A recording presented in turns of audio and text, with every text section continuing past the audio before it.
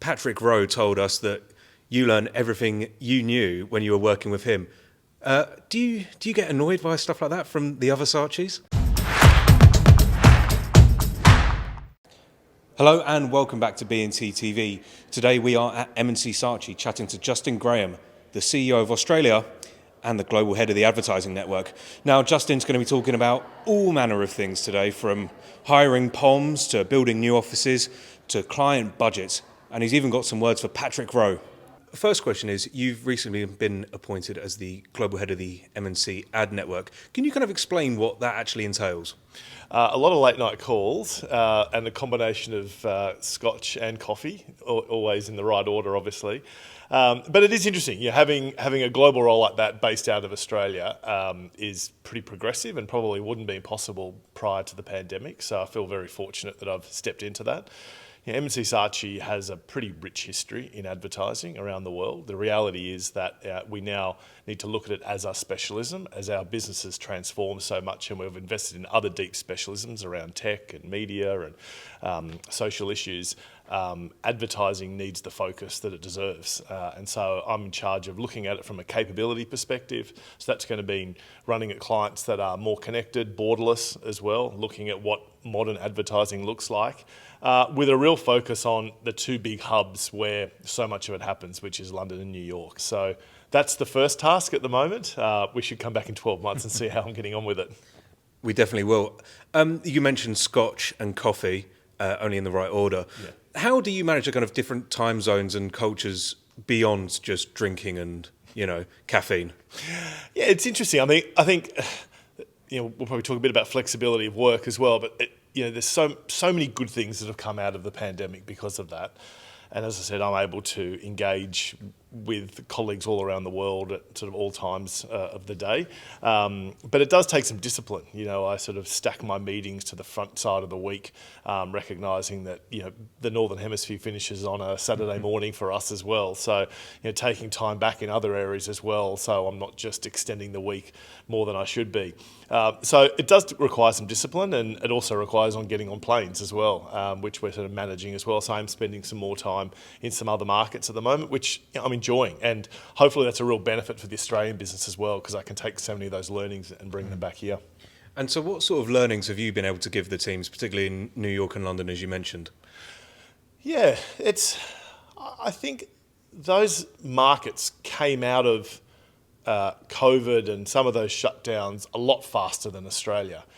And so I'd say that they're very progressed in terms of this combination of creativity and storytelling and technology, and that's showing up a lot in the work.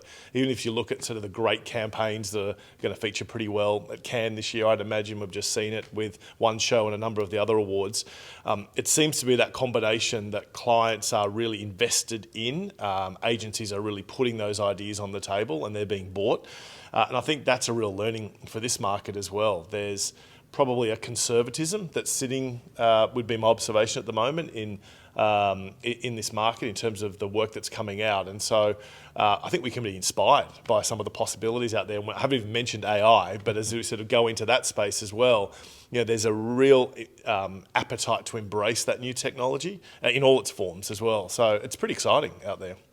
Why do you think there is that conservatism in the Australian market? I think we've got an incredibly proud history of brilliant creativity, and I think we've always punched above our weight. So we've set ourselves at a high bar in the past as well. I think it's just been a few lean years where we've become more utilitarian in terms of the work that we're doing. And that's the challenge for the agencies as much as the clients as well, to go and really embrace what risk looks like and what ambition looks like around the work overall. So I think it's just a moment in time, actually. And I think all the ingredients are here. The people are here to go and deliver the type of work that we've done in the past. You say the people are here, but you've recently brought two in from overseas. Hutch, obviously now in charge of Bohemia, and Najla as the Chief Product Officer. Why did you look overseas for those roles? Yeah, we didn't necessarily look overseas, but in both those key roles, and they're both members of our executive team, they were the right people for that job. Now, thank goodness that the talent market has opened up. So we can go and look anywhere in the world to go and get world-class talent. And that's what we've done with both those people. On Hutch in particular, I think media is so interesting at the moment. There's so much going on in this market. And it's speaking to a lot of the media owners in particular in the market. They were really supportive of someone coming in and shaking it up and actually bringing some new ideas and thinking around how we can think about what strategy looks like, in particular as we think around sort of the higher order around media planning and how that's engaging in driving growth for brands. And Hutch was a really good candidate for that. Great pedigree, came out of a great agency in the UK and was up for an adventure to come out to Australia. And then Najula as well is an Aussie returning. She'd been in the US for a long time. Deep experience around customer and CX over there, and that's what I'm observing with clients. You asked me the sort of question before around what's going on within the client landscape. Najula has been sitting there on some of the biggest brands in the US, thinking around not just how you drive brand overall, but truly getting into experience and acquisition around customer. And that was a real need for us. And certainly as she leads a couple of our big clients, that's going to be what they're after as well. Yeah, I mean, the global talent market opening up has served me very well, although I think it'd be a stretch to call me world-class like those two. Absolutely. One of the other things that you're kind of doing to look after the staff here is you've recently refurbished the Sydney office and the Melbourne office. Can you just kind of explain what those changes have kind of entailed and how they're going to help you attract and retain staff? Yeah, it's funny, isn't it, to think about a building as a differentiator. And as we talked about before, I think there's so many great things about this hybrid way of working now. But I think it actually just puts more importance on when we do come together and what that place looks like in terms of facilitating people coming together. And we're really conscious of that and conscious of our brand and how we want to move forward. And we've got 3 great offices, actually. We've got a great one in Auckland, which was purpose-built for the clients over there. But Sydney and Melbourne just weren't reflective of who we were and probably more where we're going. So on the Sydney office, where we are here, sitting on Gadigal land, this is very much what we talk about as the intersection of creativity and culture, and we wanted to create a space.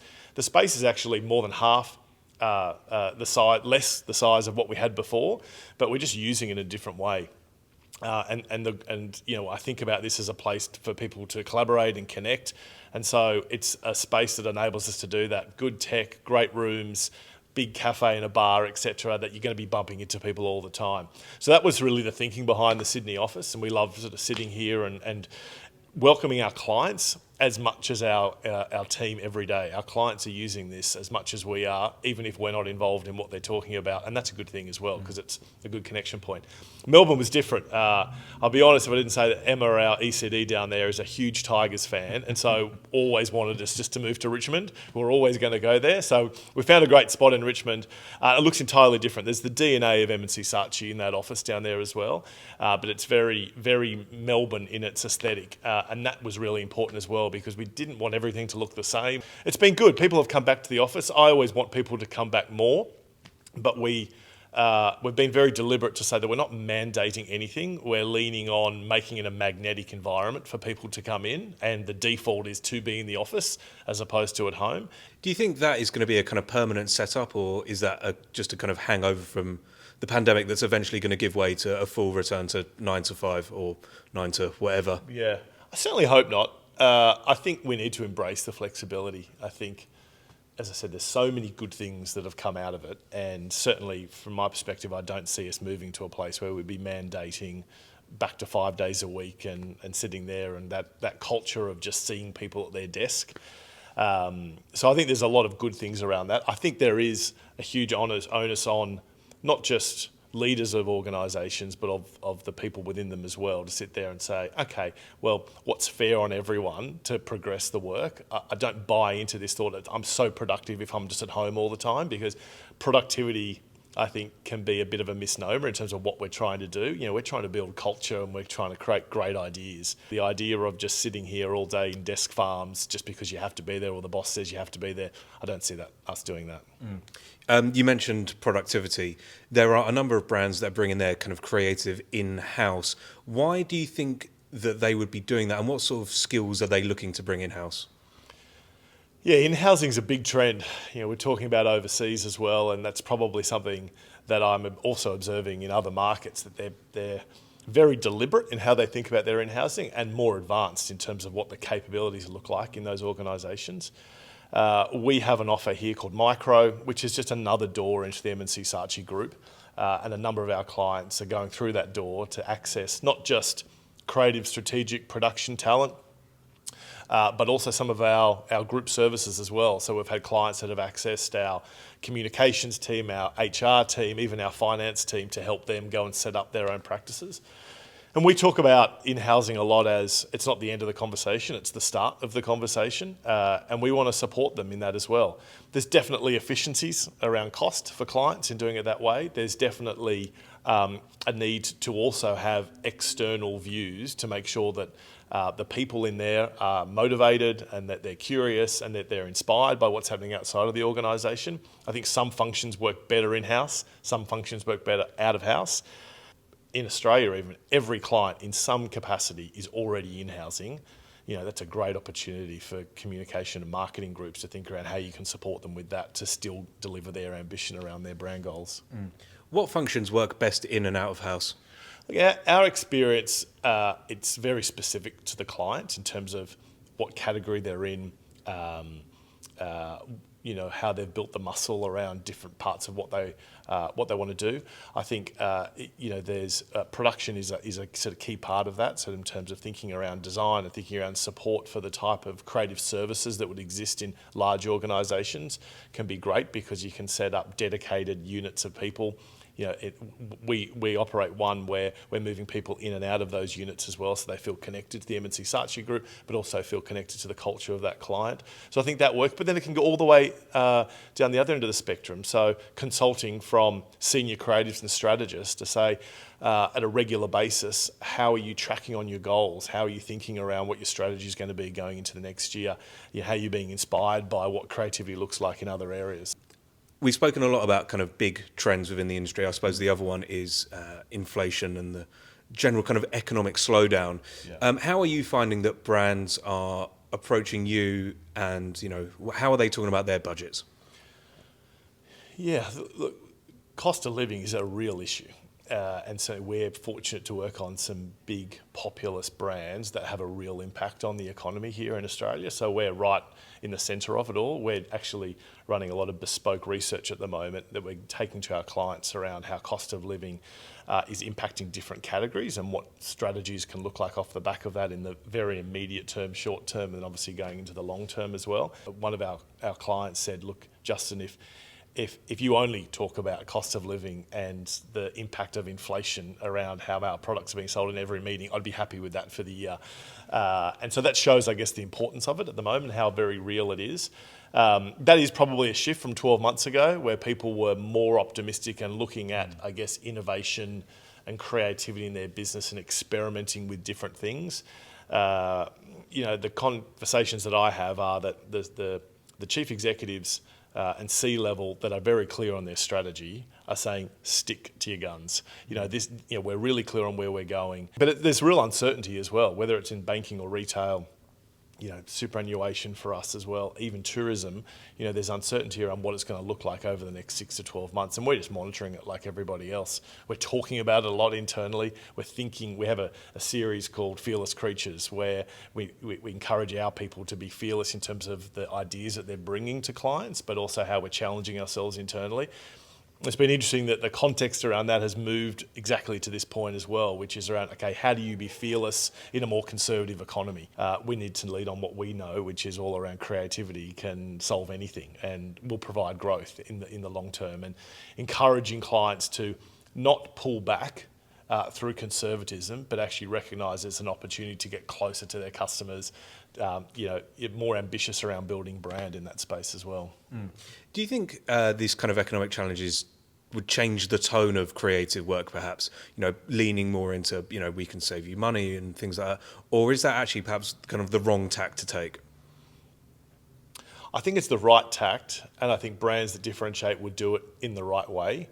There are definitely conversations around brands not wanting to look tone deaf in an environment where it's very real for customers and Australians out there as well. And I think there's some brands that are doing it very well. But yeah, you absolutely want to be doing that in a way that the brand, it's authentic to the brand and also authentic as a message that the customer wants to receive. And the final one, Justin, Patrick Rowe told us that you learned everything you knew when you were working with him. Do you get annoyed by stuff like that from the other Saatchis? Yeah, I worked with Pat at Leo Burnett, actually, way back in the day. And it's, he actually sent me a message around that as well. Look, I think Saatchi's such a famous brand around advertising, and we're really proud that it's on our front door. I know that certainly Saatchi and Saatchi's, it feels like it's been less prioritised in that group now, as Publicis is very much the group brand that shows up, and that makes a lot of sense as well. They've got some fantastic brands over there. But for us, we're really proud around Saatchi being out there. There's probably less confusion than there used to be, I guess, around that piece. And we hold the principal patronage of the Saatchi Gallery back over in the UK, as we were talking about before. And we see that as a great way just to continue to take the Saatchi brand forward. There's a proud history around art and around supporting young artists as well. And so that's been something that we've leveraged for the last couple of years and like to claim it as our own. So that's probably ends the debate. There you go, Pat. It's all over.